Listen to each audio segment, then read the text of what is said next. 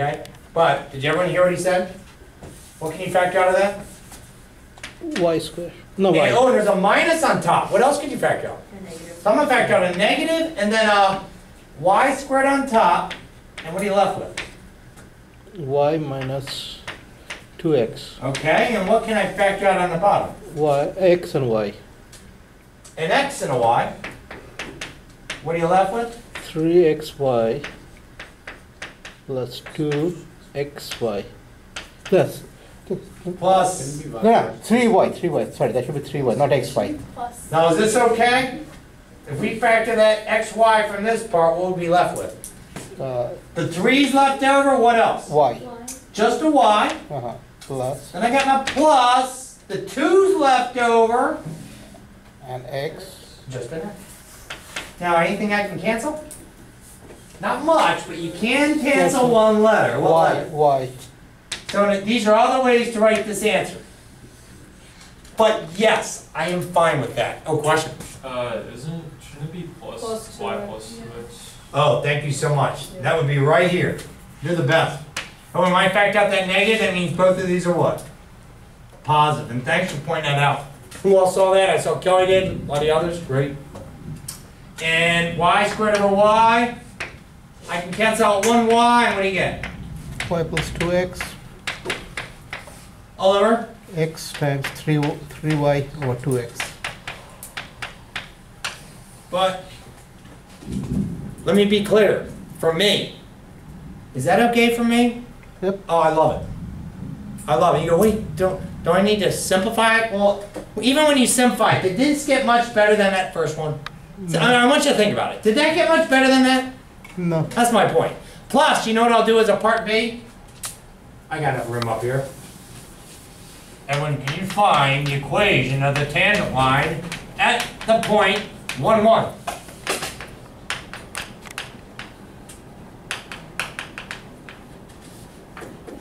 Is 1, 1 on that curve? I tried to make it so it would be. Let's Is say 1 plus 1. Yeah. How does 1 come 1 on that curve? Uh-huh. Alright, what would be the slope at 1, 1? So, Alright, was that okay with this, or do you see something weird? Look in your eyes. Are you sure? so that should be And negative. thanks again for pointing out the plus in there. That's a plus in there. So negative 1 to the 1 plus Y minus y sub 1 2. equals m times x minus x sub 1. Alright, what's that become? Pick any one you want. Maybe this one's easy. What's negative 1 minus 2 over 3 plus 2? So negative 1 minus 2 is negative 3 over 5. That's it. There's the answer. Unless you want to solve for y and get it all pretty. You can leave it like that. Didn't say you had to put in slope-intercept form, right? Does that make sense? That? Man, today I was gonna be like, oh, let's break early. It's been a tough day, but I'm not sending you out in the what? Rain. Maybe this is one of those things that just kind of dies after what, 10 minutes? What are you supposed to get? Rain today? We go ahead, and then we can break down and don't go on this crazy stuff. They had tornado warnings in DC because of this. Is it Arnold? It was in Pasadena. It was Clarence. Are you serious? Well, there was a tornado watch. And when you know I was on this campus once, there was a tornado warning. You know what they made us do? In this building, we all just stand in the hallways. It was miserable. We're going like this. This is awful.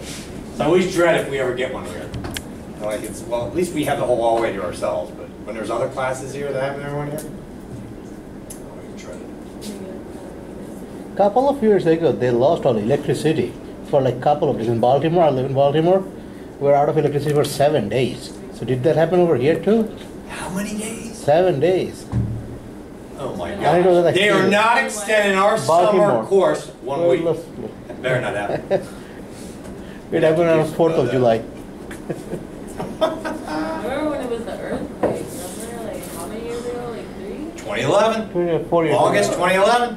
No, wait, but then there was I was in the, that when I was over in Schwartz building, No, but then there was... Surfing while I was teaching. I was like, I know. I was like, everyone, let's get out of here. I went by classrooms. People were like, thought there was things like you had to hide under the desks and stuff. I'm like, we're getting out of this building Now. Remember, I remember there was a, what was it, a hurricane in like 2012 though, and we lost like power for like 6 days. Hurricane Sandy? Yeah. Yeah, that was, Right? Yeah. That sucked. that was a day and a half after my wedding. No, my wedding was fine. Sandy, what did we lose here? 2 days? We Yeah, lost. like 2 days and then you lose electricity for like about a week. Like, That's right. But something hit just during the one of the last summers, like a derecho or something. And hit certain areas, people lost. Like Bethesda, power for like a week.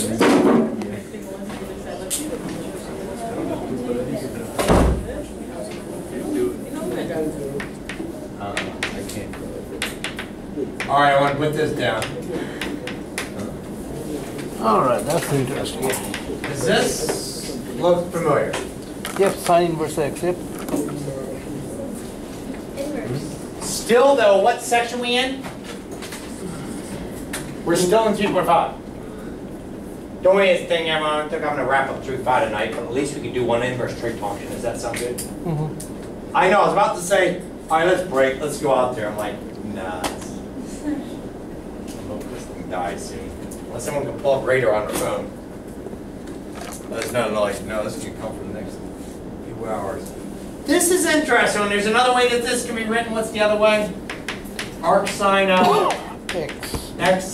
This is written in 2 different ways. Inverse sine of x, arc sine of x. It's called an inverse trig function.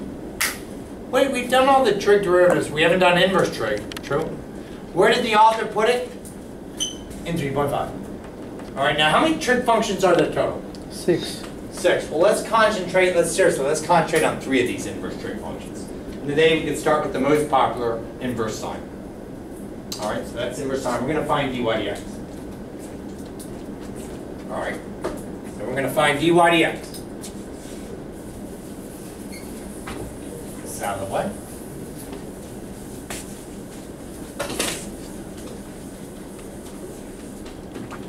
Doesn't that mean inverse? Can I write it like this then? Mm-hmm. Yep. I'm going to put a smiley face next to this. This was looking weird, but everyone, couldn't I rewrite this like this? Look, I didn't put that -1 down. I just put what letter over here? X, and I replaced this letter with what? Y. Y, but I took off the what? The little -1. Do you all agree? Mm-hmm. And in fact, I think we should all draw a picture right now of a right triangle. Because sine and cosine and tangent deal with what kind of triangles? Right triangles. And I would like you, isn't this the angle? Mm-hmm. Isn't that the angle we always talk about? Well then call that like angle theta. But in this problem I'd like you to call it angle y. Okay? So far so good? But now look at my first steps. What's my goal? I'm trying to find what? dy dx. And we knew something's up because this is kind of weird looking, isn't it? The inverse trig function is a little scary looking, true? Mm-hmm. Well, my first step, all I did was put this y here, put this x here, and I removed that -1, and I'm allowed to do that. I'm allowed to do that. This relationship means that. Y is the inverse sine of x. That's one way to say it. Another way, y is arc sine of x. One of my favorites is this. All right?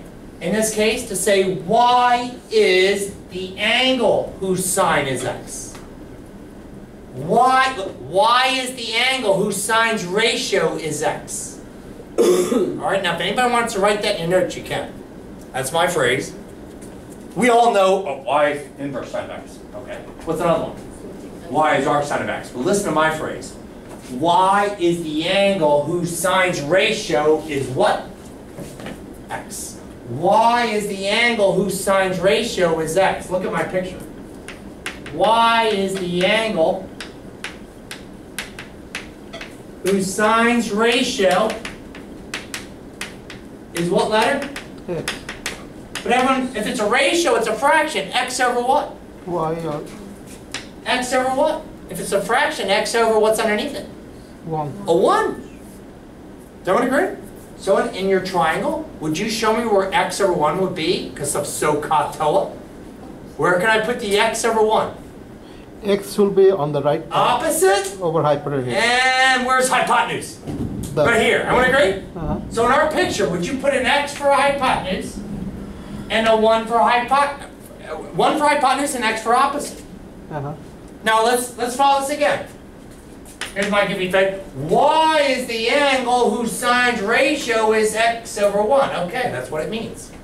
But when I wrote this, I wrote x equals sine of y. Now look at this image. Now, is this true? Is sine of y opposite of hypotenuse? Yep. See, this is really over what? 1. 1. Does everyone see that? But when we don't write the 1 underneath, do we? So Kelly, I'm going to take that divide 1 now. Now, this is what you and I are going to do. Let's differentiate both sides of this equation because you notice y isn't explicit. Do you all see that? Differentiate both sides of the equation with respect to the letter x. Okay. Left side can be easy. What's that derivative? 1. Du over dx basically. Right? He goes dx dx. Dx over dx is what? 1. 1. Now when would you differentiate this with respect to x? The bells are going off. Bells are going off. Whenever we differentiate anything that has that letter y in it, we're always going to write down right after it dy dx. Yes, so what is the derivative of sine? Cosine y. So I'm going to write cosine y, and right next to it I will write dy dx. a dy dx by implicit differentiation, right? Every time I differentiate anything with what letter? Y, when it's implicit, I write down dy dx. Now, can you isolate that dy dx? Yep, 1 over cosine y. All right. When I'm going to isolate this dy dx and say it's equal to 1 divided by cosine y, and there's one last thing I need you to do. Could you go in this triangle and substitute something here? Yep. But hold up. I don't know if you did this in a pre-calc class. You see our pretty little triangle there?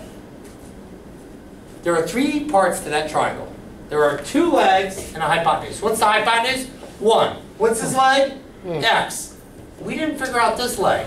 But what's that theorem? Starts with a P, Pythagoras. Can you help me do Pythagorean Theorem? Yeah, so 1. I'm going to start out by calling this letter B. Does that work? Or your letter B right now. B squared plus x squared must equal what? 1. 1 squared. So B squared plus x squared must equal 1. Can you solve for B here? Subtract the x squared on both sides, and then take the what? Square root. You know what? I want you to draw it right here in your triangle. Oh, I love it. She goes, yeah, well, what about the plus or minus and all that stuff? Very good. We'll just consider the positive. You know why? Because that triangle, if it's a right triangle, length must be positive. That's a good question. And when I'm keeping it positive, because it's a triangle, it's got to have length. That's the length of it. Now, so, can you help me out? What can I substitute here? Ka. Cosine. Ka. Adjacent over hypotenuse. Cosine of y. What's the adjacent? 1. What's the hypotenuse? 1. So when I am going to substitute right here, adjacent over hypotenuse. And my final answer is adjacent over, what's hypotenuse? 1. So what does that simplify to? Square root of 1 minus 5. And that was a math proof we just did. We just figured out the derivative of inverse sine of x. What is the derivative of inverse sine of x? It is 1 over what? Square root of 1 minus x squared. But do you agree that was a lot of work? I have a feeling when you all do this on a test, you're not going to go through all that work. I have a true story, everyone. I was taking a graduate graduate course at Florida State University. All right? It was like 20 years ago. It was filled with a bunch of computer science majors. So comp sci, right? Then you got the math geek in there. Well, the first day of class, the professor, he was brilliant in computer science. He goes, I just want to see where your math skills are. And I'm laughing. I'm over here like, yeah, that's going to be easy. And he gave like a little calc thing. He wanted to see how people did with calculus. Because the course did involve some mathematics. He wants to find it. Well, everyone, I didn't have it memorized, but I could figure it out, right? I was like, oh crap, it's in my, I can't remember it. So I went through all this. I'll never forget his comment. Because remember, he's a computer science what? He's got a PhD in computer science. I got the answer right, but when he saw all this, I saw a bunch of question marks. He was just like, what the heck are you doing? He just thought I had it memorized or something. And he probably thought you're supposed to just what? Quote unquote, memorize it. That's the beauty of mathematics. If you don't have something memorized, you can always back up and what? Figure it out. Does that make sense? You could do the same thing if I wrote what? Y does inverse cosine of x. True? But the book, calculus textbooks always recommend you should memorize the inverse trig functions. What do my online calculus students email me all the time? Do I have to memorize the inverse trig derivatives, right? They want to know this. Well, yeah, it's good to memorize them, but you could always what? Doing this helps you remember them. Does that make sense? Cool. So this is the derivative. You can look it up on any website of inverse sine. But how many more inverse trig functions are there? Okay. There's 5 more. So I say we put down the 3 most common. So cosine will be like -1. So it will be the That's same right. thing but negative, right? It'd be very similar. So I say we put them down on, what's the derivative of arc sine of x? 1 over. 1 minus x squared. Anything else? Is there anything under it? And I thought I'd give you an easy one. That one, now you know this one. This guy's just like it. There's only one difference. Negative. It's negative. No, yeah, if it's got a C, I'm just going to put a negative on it. Let me give you one more. And when you could prove that. Just like, that was a math proof. Right? I'm like, you're probably like, oh, you're going to bore us again with another one? No. There you go. This is my favorite ever, no radical. This one's nice and clean. Look at this guy. Woo. No radical. This is the one.